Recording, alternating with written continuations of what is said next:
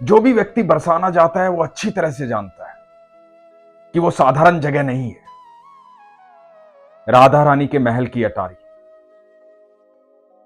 वो अटारी है जहां अनंत ब्रह्मांड के देवी देवता, जीव जंतु, मनुष्य, हर जीव, हर आत्मा आकर के अपना मस्तक झुकाती है, क्योंकि राधा रानी अनंत ब्रह्मांड की मालकिन है। वहां जाना हर किसी का सौभाग्य नहीं है।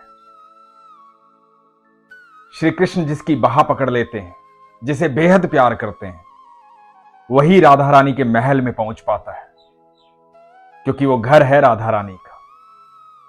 हर कोई जा नहीं सकता वहां, सिर्फ वही जा सकता है जिससे श्री कृष्ण प्यार करते हैं। वहीं का एक अद्भुत प्रसंग आज आपको सुना रहा हूं, बड़े ध्यान से सुनिए। हरे कृष्ण दोस्तों, मैं हूं अनुज शर्मा।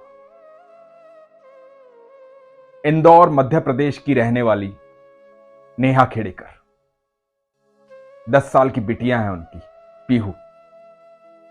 दोनों ही मां बेटी अनन्य भक्त हैं ठाकुर जी की, बेहद प्यार करती हैं कृष्ण से।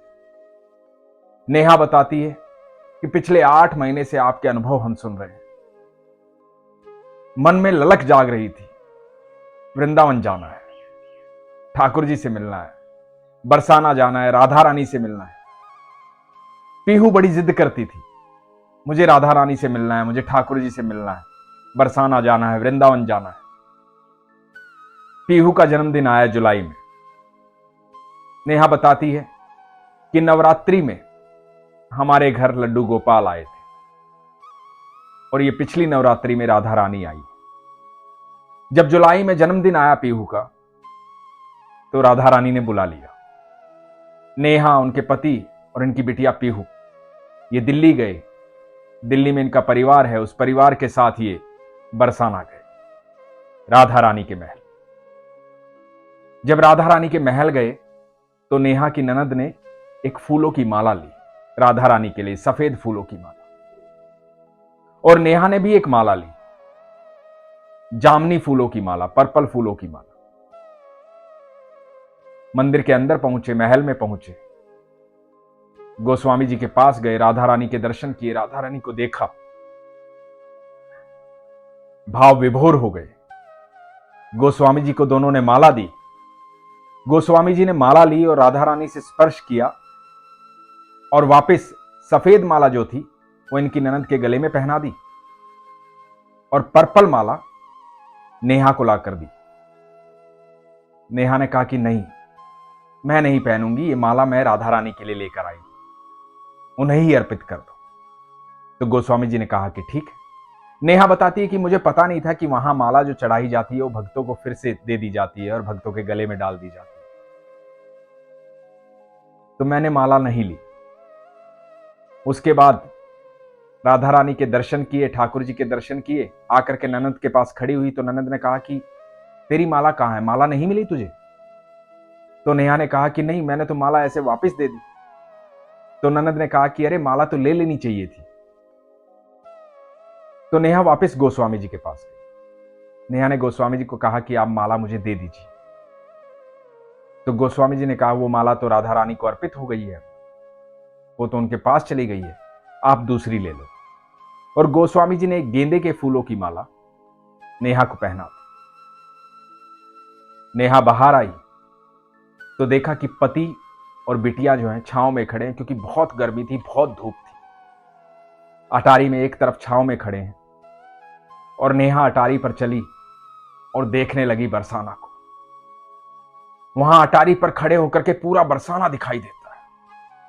वो अटारी साधारण नहीं है, बहुत लोग वहां से जिंदा गायब हुए हैं, जो उस दुनिया में चले गए हैं जहां राधा रानी रहती हैं, जहां ठाकुर जी रहते हैं। उनमें से एक गुलाब खान है। उनका प्रसंग मैंने आपको सुनाया था। समस्त ब्रह्मांड के देवी देवता, मनुष्य, जीव जंतु सब वहीं पर नतमस्तक होते हैं। वो राधा रानी का महल है, अनंत ब्रह्मांड की मालकिन का महल है। उस अटारी की जो ऊर्जा है ना, उसे कभी जाकर वहां महसूस करना। तो नेहा उस अटारी पर खड़ी होकर के बरसाना देख रही थी।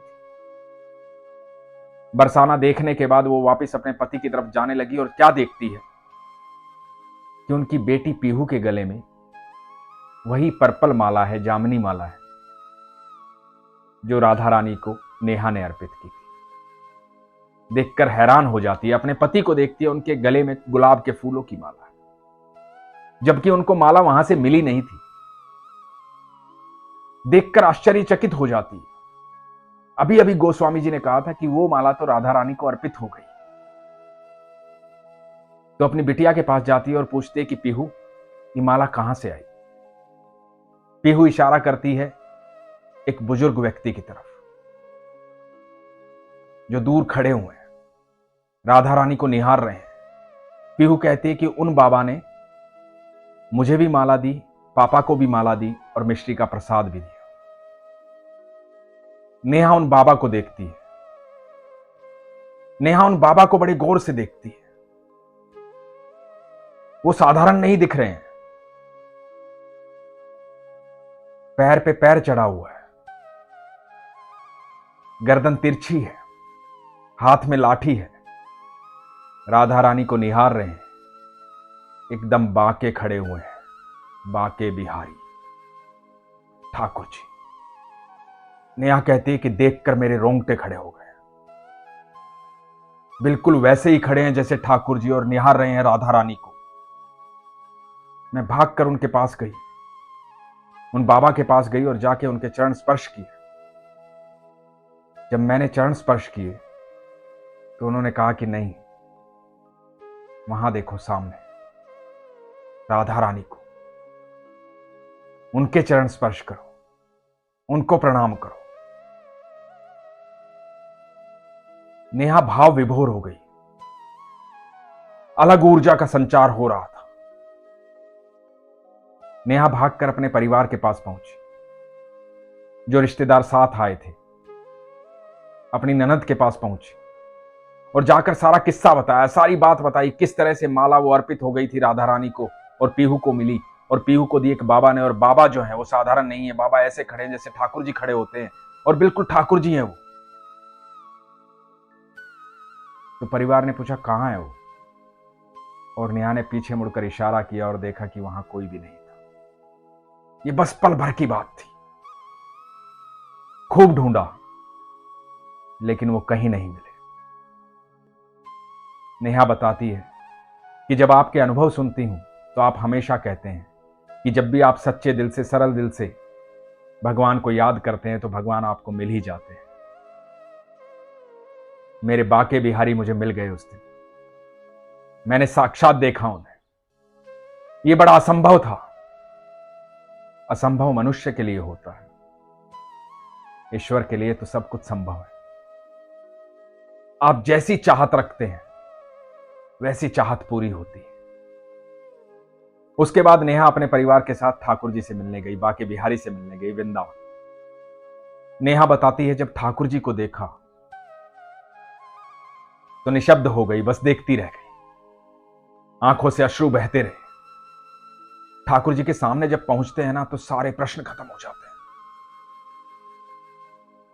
ठाकुर जी को जब देखते हैं ना तो एक अलग ऊर्जा का संचार होता है। कोई चिंता, कोई परेशानी, कोई डर, कोई भय होता ही नहीं है। एक नई ऊर्जा संचारित होती है शरीर में। नेहा बताती है कि वहां से हम अपने घर तो आ गए, पर ऐसा लगता है सिर्फ शरीर वापस आया है, आत्मा वहीं रह गई, दिल वहीं रह गया, मन लगता ही नहीं है। मन तो बरसाना में और वृंदावन में अटक के रह गया। यह बड़ा अद्भुत भाव है नेहा का और पीहू का। सरल भाव है, सहज भाव है। जो ठाकुर के करीब जाता है उसको सबके भीतर ठाकुर नजर आते हैं। जब भी आप ठाकुर जी के करीब जाएंगे आपको इस अनंत ब्रह्मांड में हर जगह वो दिखाई देंगे, क्योंकि वो हर जगह है, कण कण में विद्यमान है। इस प्रसंग से एक बात और आप लोगों को कहना चाहूंगा।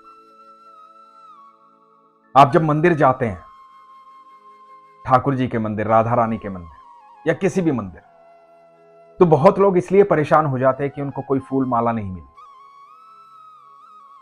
कोई फूल नहीं मिला, प्रसाद नहीं मिला, तुलसी पत्र नहीं मिला, बांसुरी नहीं मिली, कुछ मिला नहीं उन्हें, कभी परेशान मत होना, क्योंकि आपको पता ही नहीं कि ठाकुर जी ने आपको क्या दे दिया है। जब आप उस मंदिर से बाहर निकलते हैं ना, आप वो लेकर निकलते हैं जो आपको आने वाले समय में दिखाई देता है, तब दिखाई नहीं देता।